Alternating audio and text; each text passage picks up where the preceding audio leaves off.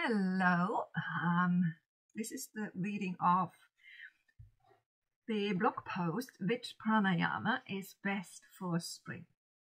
Each season has its particularities that we need to consider to stay balanced. We aim to adapt our yoga and breathing practice to the requirements of the seasons. For example, do we need to create or reduce heat? Does our nervous system need soothing or stimulation? As you might remember, spring is the domain of Kapha dosha, with its heavy, slow, cold, and sticky qualities. And as you might remember as well, Ayurveda says we must balance with the opposite qualities. Circling back to the heavy and cold qualities, we therefore must introduce light, fast, hot, warm, and clear qualities to prevent excess mucus, which the kapha, translating as phlegm, qualities invite. Suppose we don't introduce the opposite qualities in spring, we risk catching colds and coughs, getting congested in the sinuses or chest, or retaining fluids around the feet, ankles, or hands, and puffiness of the eyes. My three favorite breathing techniques for spring. First, deep belly breathing. Keep the body warm. Deep belly breathing is very accessible. Everyone can practice it at any time and at any given time or any given moment. Breathing deep into your belly or abdomen is the first part of the three-part breathing, forming the base for all pranayama techniques. The best way to start breathing into your belly is to lie on the floor or in the bed with your knees bent. In the beginning, it is helpful to place the hands around the navel to become aware of the rhythm of the breath with its rise and fall of the in and out breath. As we breathe in, our abdominal wall rises gently away from the spine. As we breathe out, it slowly relaxes back down towards the spine. Once we have established a good rhythm and breathing into the abdomen is easy, we can lengthen the in and out breath. Counting is a great tool. We can count the natural length of the breath and start slowing the breath a little down for a longer count. For example, if your natural count of the in-breath is 3, try lengthen the in-breath to 4. Same with the out-breath.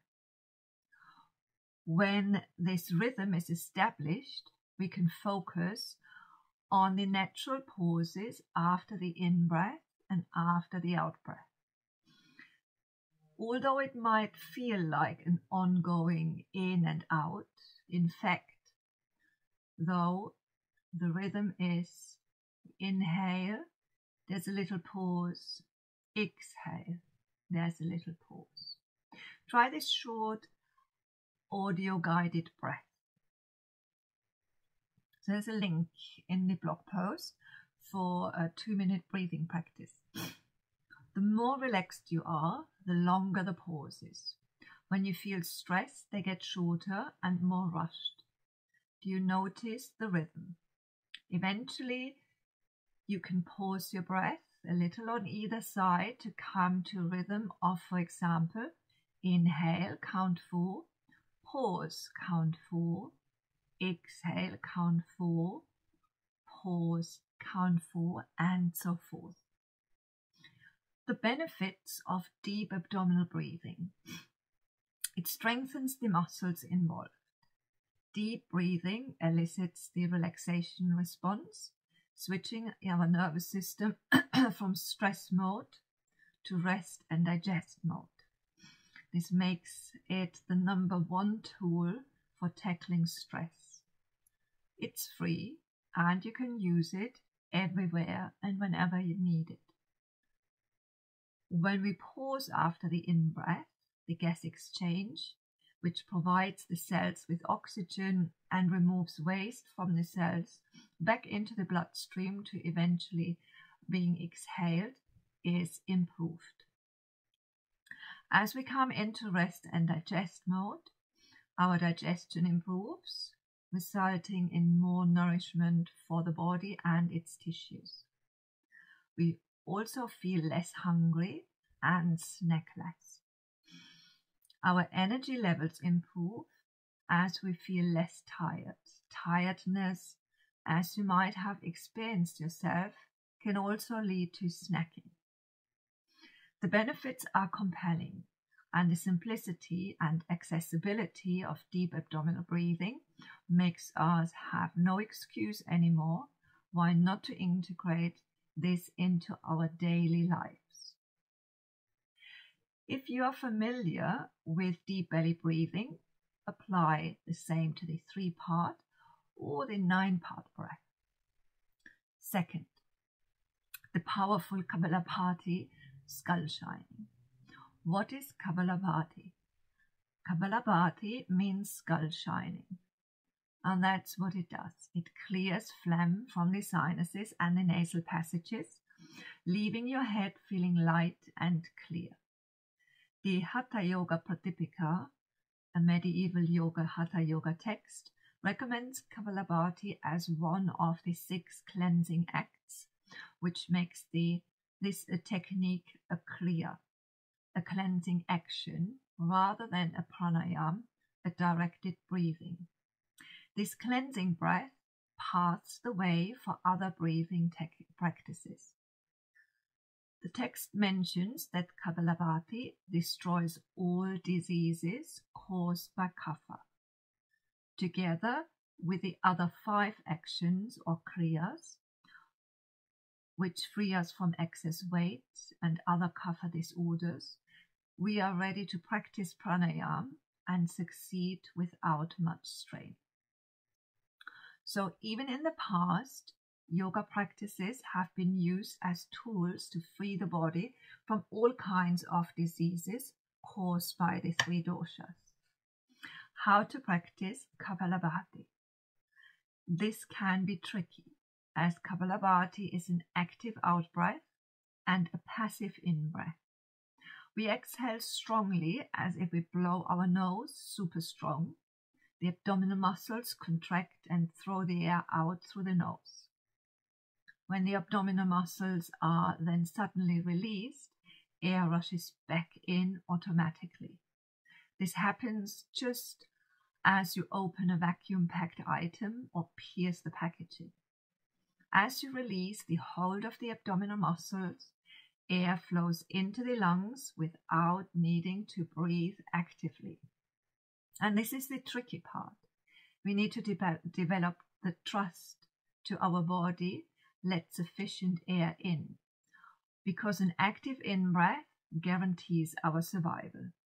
Naturally, we want to control this essential process rather than rely on the body to do a proper job. But once we step into the trust, it works like a charm. Due to the heavy involvement of the abdominal muscles, this technique is excellent for strengthening them. To begin with, the abdominal muscles might get tired quickly. But as we gradually build up our practice, the muscles strengthen and Kapalabhati becomes more effective.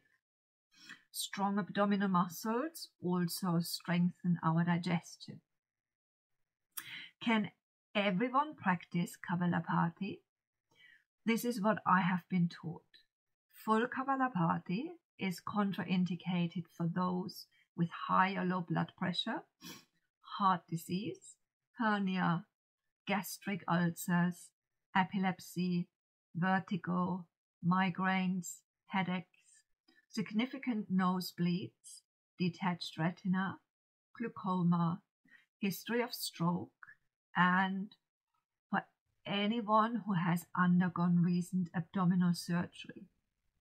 Everyone can practice safely any practice towards the full version.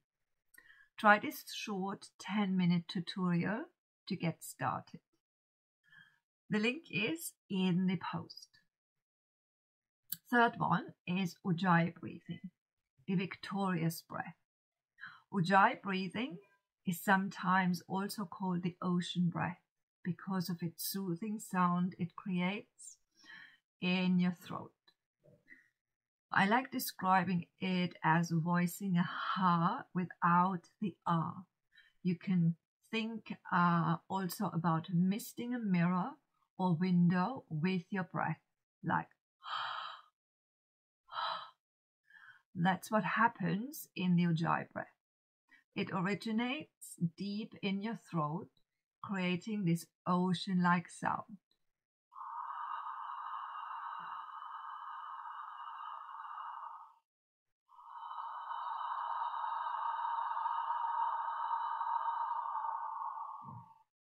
In the beginning, it can be tricky to produce this sound easily, but once you get it, it comes naturally. This is the only pranayama technique that you can integrate into your asana practice and your yoga posture practice. Asana practice, and yoga posture practice is the same. So Ashtanga yoga uses the breath throughout the series to keep the body warm. And this is one of the benefits of the Ujjayi breath. It warms the body. Hence, it's a great breathing technique for spring. Using the victorious breath during the asana practice makes you aware when you get tired because you leave the even rhythm. That's another benefit. Ujjayi breathing shows your limits. Listening to your breath keeps you focused and calm. Studies have shown that a regular Ujjayi breath reduces stress by positively affecting your blood pressure. Just as in yoga postures, in breathing techniques, the breathing techniques should be learned by a qualified teacher. Practicing pranayama wrongly can lead to restlessness and irritation. Final thoughts. This might have been a lot to take in, so let's sum it up.